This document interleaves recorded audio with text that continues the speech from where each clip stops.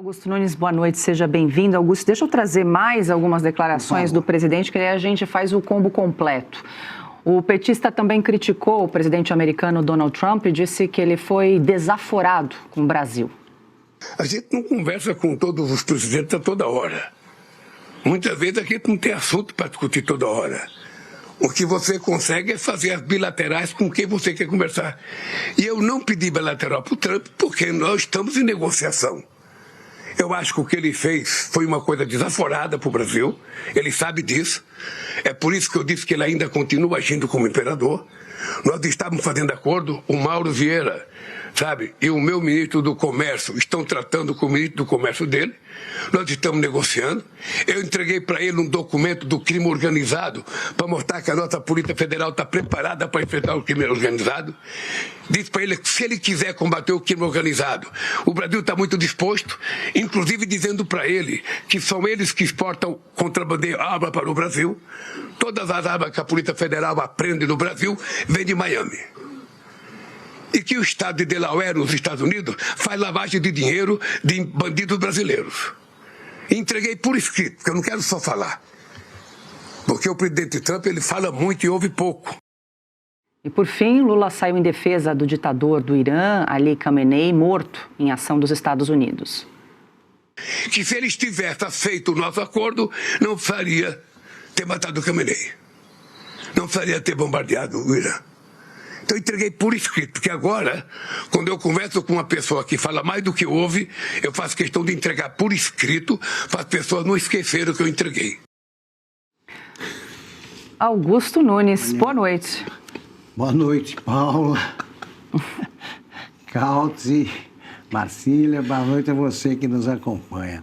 É rir para não chorar, né? Que é a elegia da ignorância, né? Ele ignora tudo, é mau político, é mau presidente, é mau governante, é uma besta quadrada em todas as disciplinas das escolas aí que ele não frequentou. Vamos lá, algumas coisas que eu anotei. Código de ética foi ferido pelo Trump. Que código de ética é esse? Entre presidentes, que é isso? O código de ética... Deve ser do Fachin. Hã? Deve ser o do Fachin. É o do Fachin, que ele não sabe. Ele não tem ética nenhuma, não sabe o que é isso. O Lula fala sobre assuntos que ignora totalmente. O Trump fez, por não saber disso, certamente, a maior ofensa parece um elogio. Ele disse que a maior ofensa não, a coisa que mais irrita o Lula. Quando o Trump desejou a ele bom trabalho.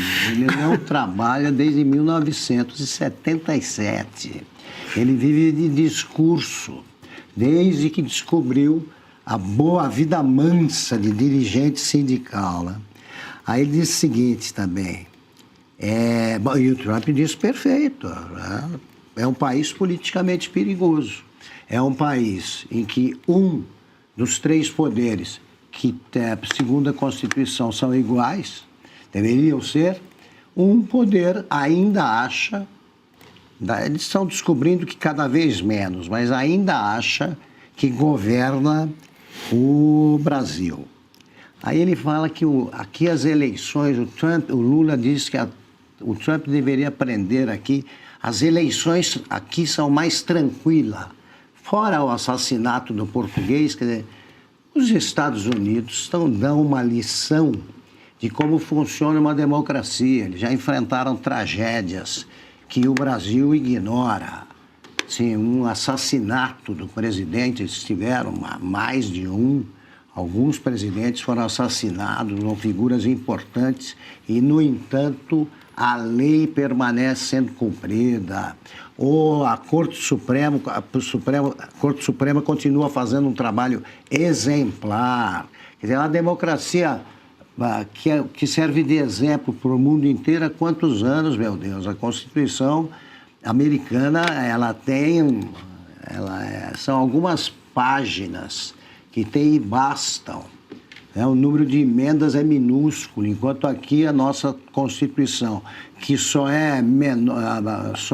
tem menos palavras do que é da Índia é trucidada todo dia pela Corte Suprema. Que democracia não tem preso político, nem exilado político. O Brasil tem ambas as figuras. E muitos brasileiros vivem essa situação. Nós estamos assistindo agora, isso é outro assunto, a derrocada do Supremo. É um desmoronamento. Mas disso tratamos depois. Vamos lá. Eu sempre digo o seguinte, o problema do Brasil do Lula não tem nada a ver com o que a Dilma achava que conhecia, o Nelson Rodrigues, e dizia, é o complexo de vira-lata.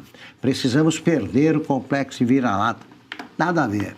É a síndrome do pobretão metido à besta, que o Brasil, que é o problema do Brasil. É o nobre decadente que anda aí de fraque puído nos fundilhos. É isso que o Brasil acho que dá lições para o mundo, para os demais países.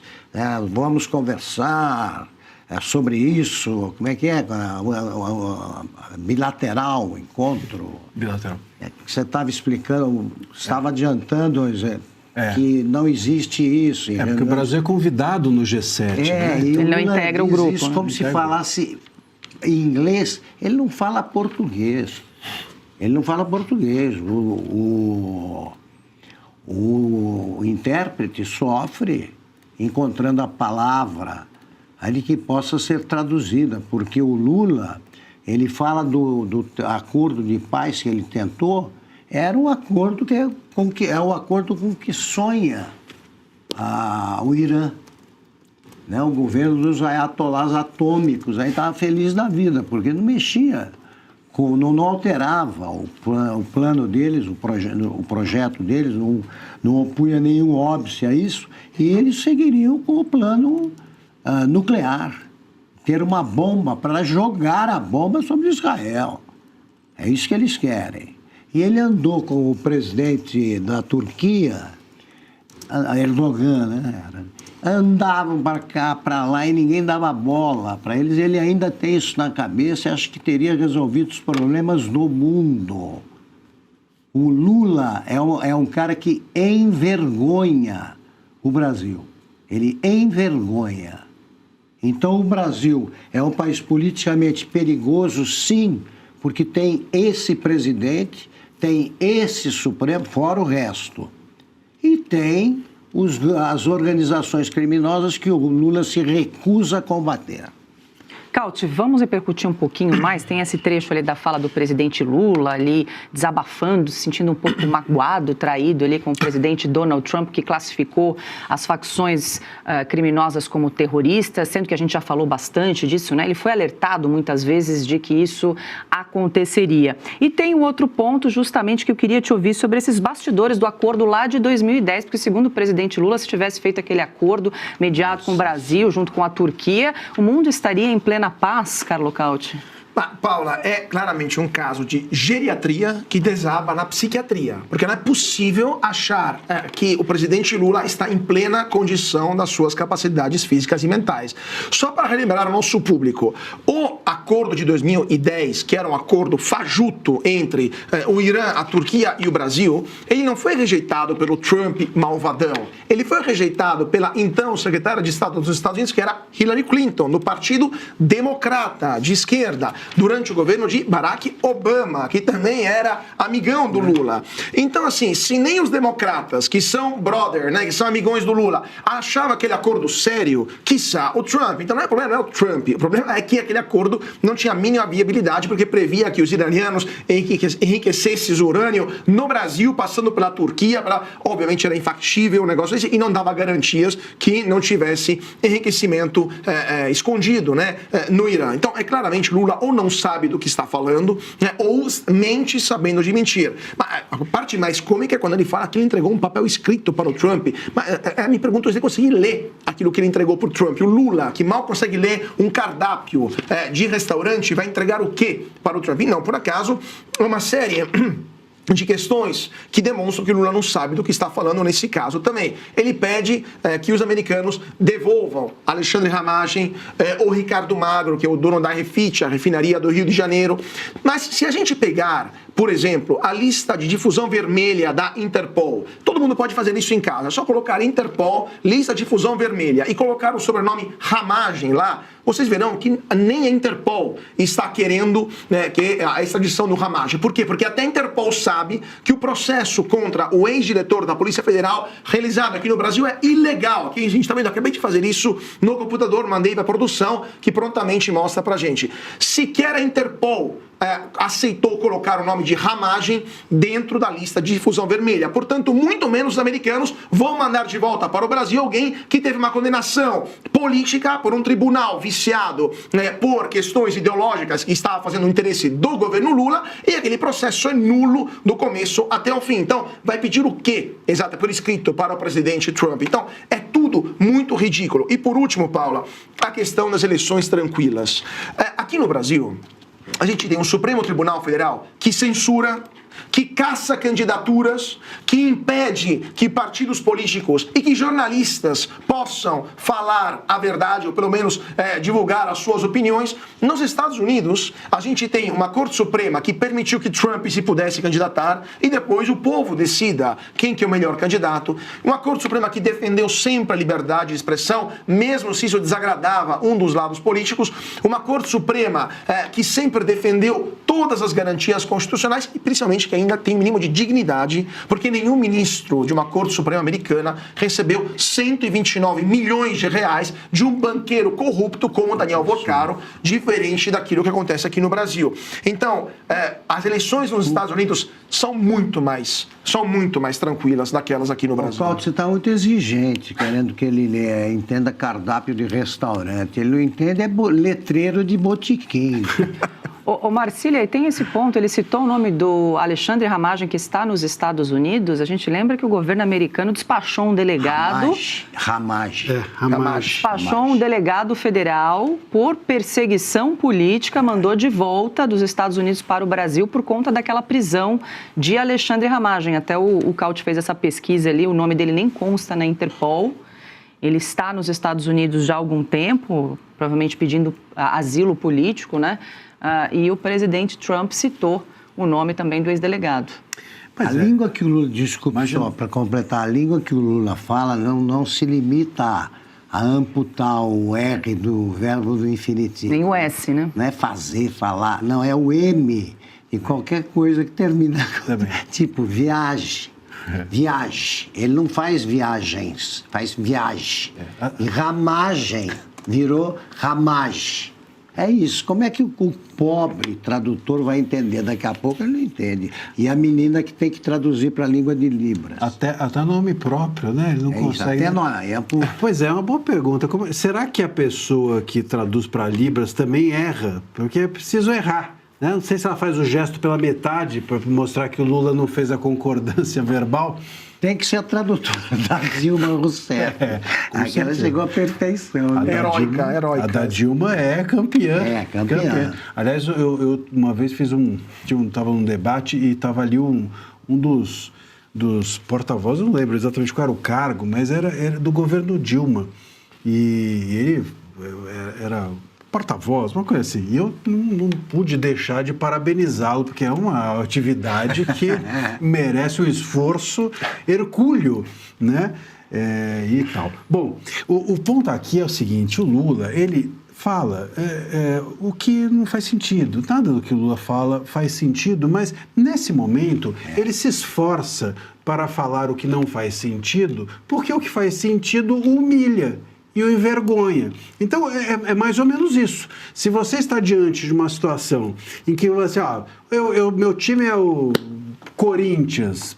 Eu sou palmeirense, vou usar o Corinthians. Meu time é o Corinthians tomou uma lavada. O que eu vou fazer? Eu vou falar do juiz, eu vou falar do técnico, não é assim? O Brasil e Haiti, se a gente tomar aí o piaba do Haiti, né? Tomara que não aconteça. Mas se a gente tomar uma piaba do Haiti, a culpa vai ser de todo mundo, menos do nosso futebol pouco hercúleo, diminuto.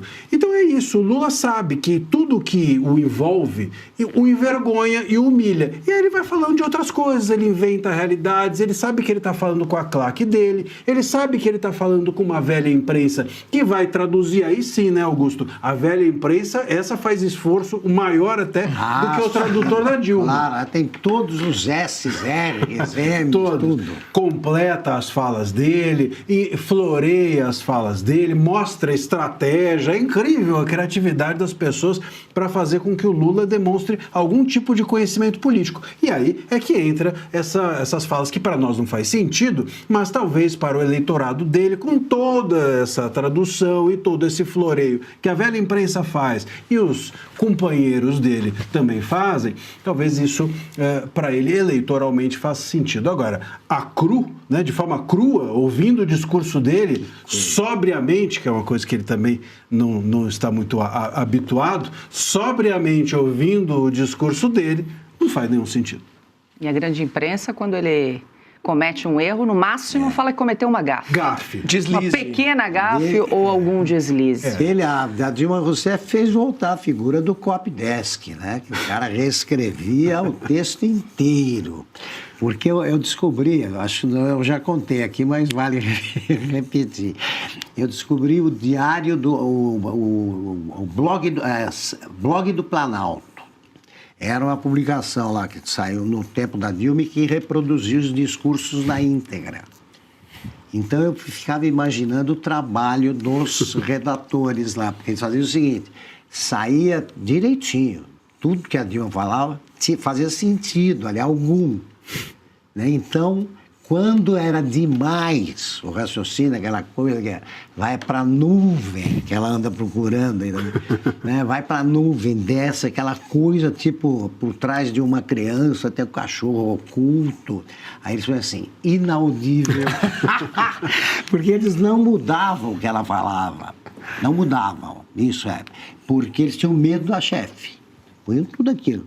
Mas quando era demais, e nem eles conseguiam mexer, aí era inaudível. A loucura era total, era inaudível. Total inaudível.